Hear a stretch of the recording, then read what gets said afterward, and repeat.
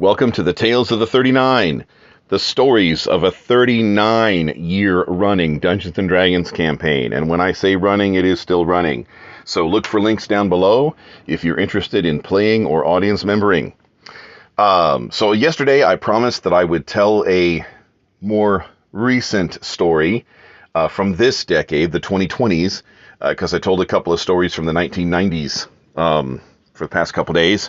So in the 2020s, we had this thing called the COVID times. And during the COVID times, a lot of people were playing D&D. It was like a boom time for D&D. And, people kind of trapped in their homes and stuff like that. So, or feeling trapped anyway. And a lot of those trapped emotions. And a lot of those emotions were released through new discovery of D&D for old and new player alike.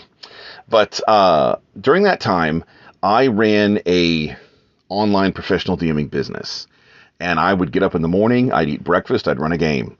And then I would eat lunch and run a game. And then I would eat dinner and run a game. And then I'd go to bed. And I did this for a couple of years, from about 2020 to about 2022. And I DM'd, I think, somewhere between 600 and maybe 800 games.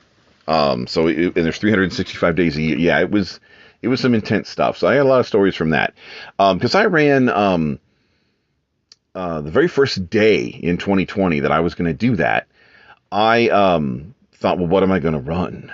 And then I realized, well, the answer's obvious. I'm just going to run my home game. I'm just going to run my home game for the world. So there was stuff happening in the there's stuff that a Tuesday night group might be doing that would affect what was happening on a Thursday morning group. Like that kind of stuff happened, and I'll tell some stories about that. But in the COVID times, when I was DMing 3 games a day for the world, hundreds of players and stuff, there was some stuff that would happen on Wednesday night, and people were like, "What is this? This isn't related to our plot storyline at all." And I'm like, "Oh no, it's not. Talk to the Thursday night people, because what they did is kind of affected the world." So it was kind of like an MMO. It was an interconnected world. And once people caught on to this, if people had the schedule flexibility to do it, they would start showing up on different nights so that they could meet some of these other characters that had affected their game world. So yeah, it kind of became like an MMO. It was one big campaign world. But one story from that time is that there was a young elven mage, wizard, magic user, whatever you want to call him, arcane caster, and he had a deck of many things. Actually, the party had a deck of many things, and draws were made from the deck of many things. And the young elven lad, he drew the Knight card, and the Knight card in a deck of many things basically summons a 4th level fighter to become your bodyguard, your servant. In later editions of the game, it was stipulated, because it just said 4th level fighter in the beginning, early editions, but in later editions of the game, it stipulated that the fighter would be like the same species as your character. So since he was an elf, then his 4th level fighter was an elf. But just for some kind of variety or whatever, as the DM, I decided it was a female elf, female warrior, and so he adventured with her, and she tanked for him. She was like the bodyguard, because she's like a fighter in plate mail and stuff with a shield, and he was the party magic user, so he needed, to kind of stand not in the front lines of combat so that he could, cast his spells and work his magic and stuff. Well, I've got a rule at the table that kind of helps contain too many NPCs. Because when player characters, like, if we had a table of 8 people, that's a lot of people. And that's a lot of voices online and everything talking over each other and stuff. And that's a lot of abilities and things to keep track of. So then, because the mages want to have familiars. And then the druids and rangers want to have animal companions. And then characters of any character class might end up acquiring a sidekick or a hench person or something. And if every player character had their own little entourage of NPC sidekicks following them around, or familiar spirits or whatever, that's gonna, eventually, like a group of 6 or 8 people could easily become 10 or 12. I've seen it happen. So one of the things that that I do around the table to kind of allow it, but have people kind of but discourage it. Allow it, but discourage it. Is at my table, your sidekicks, your hench people, your followers, whatever. If you want them to level up and improve, then you got to share your XP with them, because you are the player, not them. And also, it's more fair to the other players, because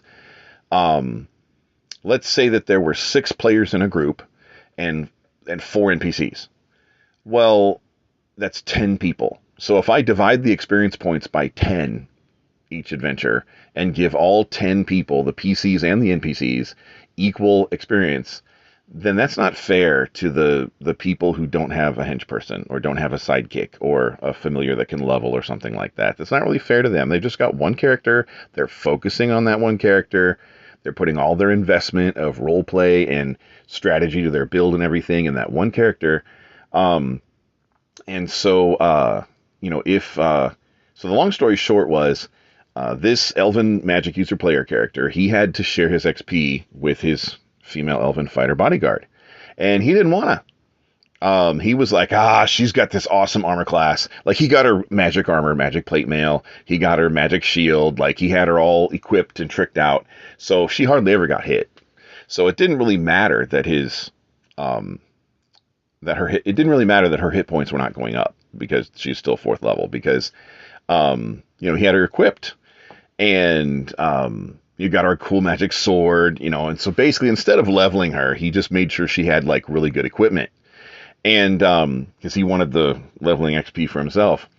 And the other players at that particular table, they were kind of like, man, you just dog her out. You're not treating her right. And it's like all the hits she takes for you and stuff like that, or all the hits she blocks with her high armor class standing in front of you and stuff like that. And, as the DM, I decided to start a little subplot where the NPC fighter elven woman, where she developed an unrequited love for him. Like, she'd fallen more and more in love with him, because just because she'd been summoned by a deck of many things didn't mean she wasn't a real person. It's a fantasy world after all.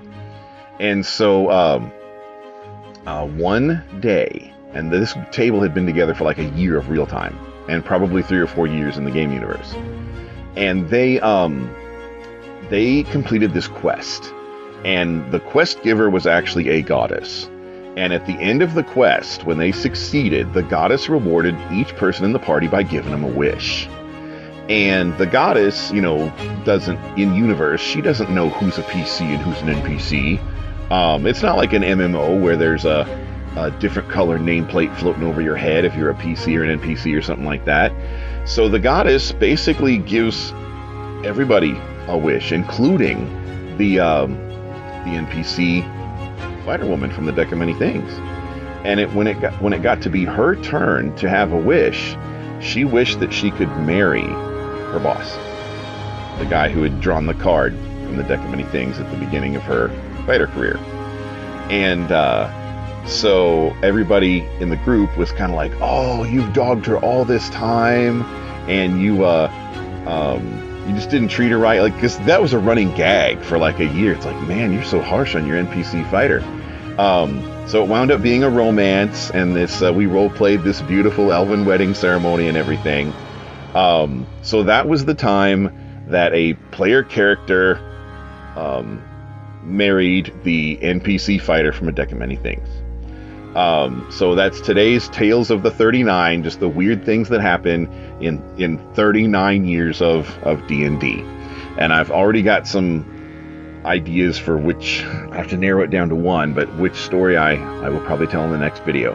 So thanks for listening to Tales of the 39. Like and subscribe. If you're interested in playing or watching, look at the links below, and we will see you in the next video.